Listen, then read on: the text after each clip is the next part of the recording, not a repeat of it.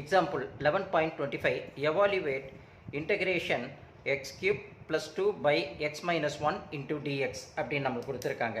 அப்போ நம்ம evaluate அப்படின்னு கொடுத்த உடனே நம்ம ஒன்று கவனிக்கணும், நியூமரேட்டர் சைடையும் டினாமினேட்டர் சைடில் இருக்கிறதையும் கவனிக்கணும். நியூமரேட்டரில் இருக்கிறது கிரேட்டராக இருக்கிறதுனால here the numerator is greater than the denominator, so we applied as a division மெத்தடில் நம்ம போட்டு பார்க்கணும். புரியுதுங்களா?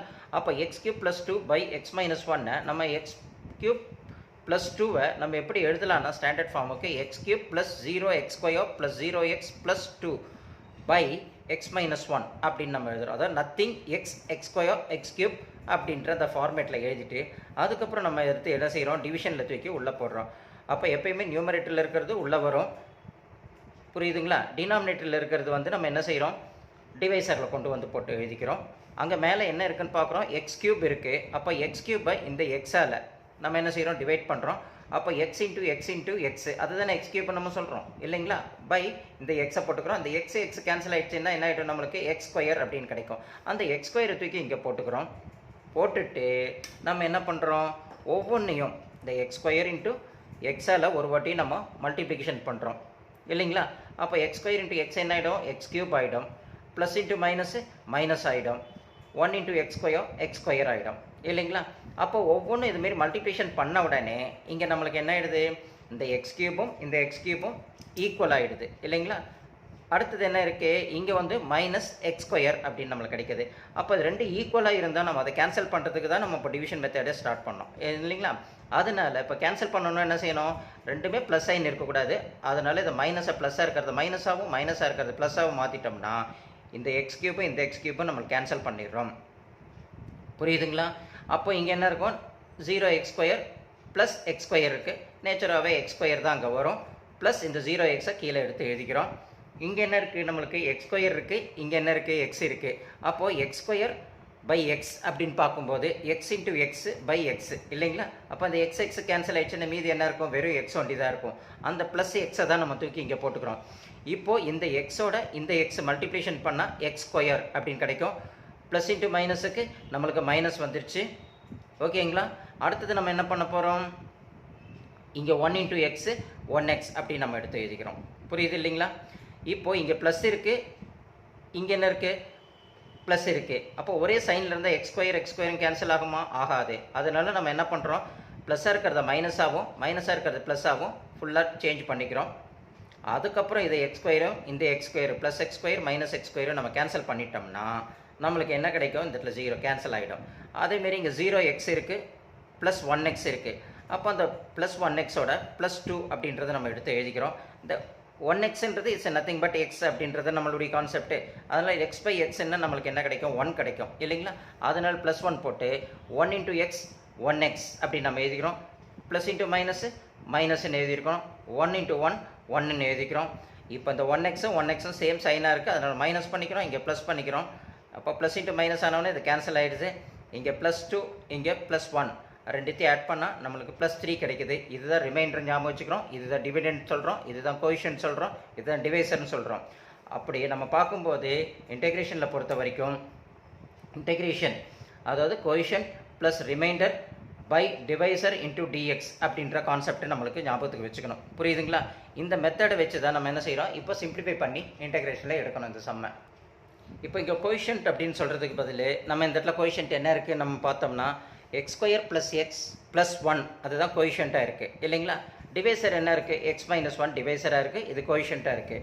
அப்போது கோஎஃபிஷியன்ட் இருக்கிற இடத்துல நம்ம என்ன செஞ்சிடணும், x square plus x plus 1 integration of x square plus x plus 1 அந்த கோஎஃபிஷியன்ட் வேல்யூ தூக்கி நம்ம என்ன செஞ்சிடறோம், இந்த கோஎஃபிஷியன்ட் இருக்கிற இடத்துல தூக்கி போட்டுக்கிறோம். இன்டூ டிஎக்ஸ் ப்ளஸ் ரிமைண்டர் என்ன இருக்குது, நம்மளுக்கு 3 இருக்குது, 3யை போட்டுட்டோம் இல்லைங்களா?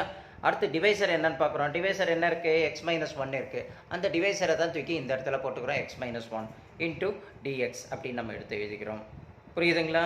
இப்போது அடுத்தது நம்ம என்ன பண்ணுறோம், ஒவ்வொன்றத்தையும் செப்பரேட் பண்ணி எழுதணும். இதை ஒரு வாட்டி இதோடையும், இதை ஒரு வாட்டி இதோடையும், இதை ஒரு வாட்டி இதோடையும் நம்ம செப்பரேட் பண்ணி integration X square into dx plus integration X into dx plus integration 1 dx plus இது 3 இது முடிஞ்சு போச்சு. அடுத்தது நம்ம என்ன செய்கிறோம், இந்த 3 பை எக்ஸ் மைனஸ் ஒன் இருக்குது. இதையும் நம்ம என்ன செய்கிறோம், இன்டெகிரேஷன் எடுக்கிறோம். இது வந்து கான்ஸ்டன்ட் வேல்யூவாக இருக்கிறதுனால இந்த கான்ஸ்டன்ட் வேல்யூ என்ன செஞ்சிடும், ஃப்ரண்ட்டில் வந்துடும் இல்லைங்களா.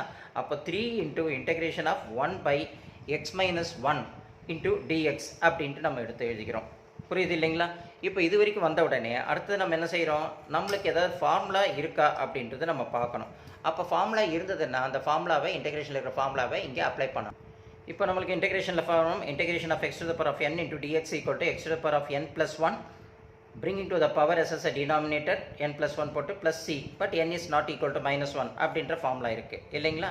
இப்போ இந்த பதில் நம்ம இந்த எக்ஸ் ஸ்கொயருக்கு பதில் நம்ம என்ன செய்கிறோம், அந்த 2 இருக்குது பார்த்தீங்களா, பவர் 2க்கு பதில் இங்கே n இருக்கிற மாதிரி நினச்சிட்டு n plus 1 இந்த ஃபார்முலா பதில் நம்ம என்ன செய்கிறோம், n plus 1 bringing to the power as a denominator n plus 1 அப்படின்ற 2 plus 1 அப்படின்னு நம்ம எழுதிக்கிறோம். இன்டெகிரேஷன் பண்ணுறதுனால இன்டெகிரேஷன் சைனும் இந்த டிஎக்ஸும் வரக்கூடாது, அதை ஞாபகத்துக்கு வச்சுக்கணும். ப்ளஸுக்கு ப்ளஸ் போட்டுக்கிறோம். இப்போ இன்டெகிரேஷன் சிம்பிள் வரக்கூடாது, இந்த டிஎக்ஸ் வரக்கூடாது. இங்கே எக்ஸில் ஒன்றுமே கிடையாது. அப்போ எக்ஸ் ஒன்றுமே இல்லை அப்படின்னா அதுக்கு என்னது, பவர் 1 இருக்குன்ட்டு நம்ம எப்போயுமே ஞாபகம் இருக்குது இல்லைங்களா.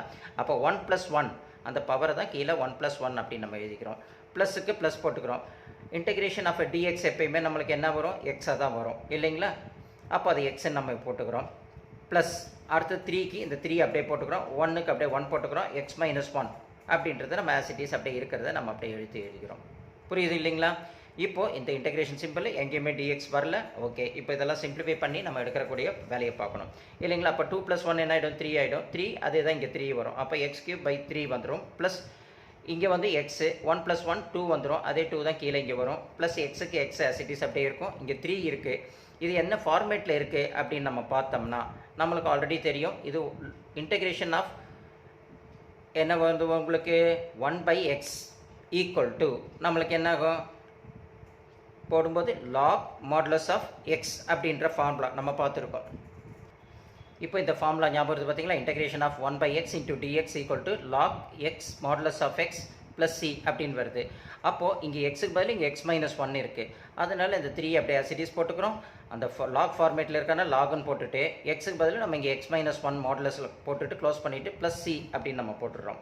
ஃபைனலாக நம்ம எடுத்து எழுதும்போது என்ன இருக்கும், x³/3 plus x²/2 plus x plus 3 log modulus of x minus 1 modulus close plus C அப்படின்ட்டு நம்ம எடுத்து எழுதிடுறோம். இதுதான் அந்த எவாலுவேட் பண்ணி நமக்கு கிடைக்கக்கூடிய ஆன்சர். புரியுதுங்களா. இதை அழகாக நம்ம தெளிவாக எழுதும்போது உங்களுக்கு என்ன செய்யணும், புரிதல் அழகாக வரும்.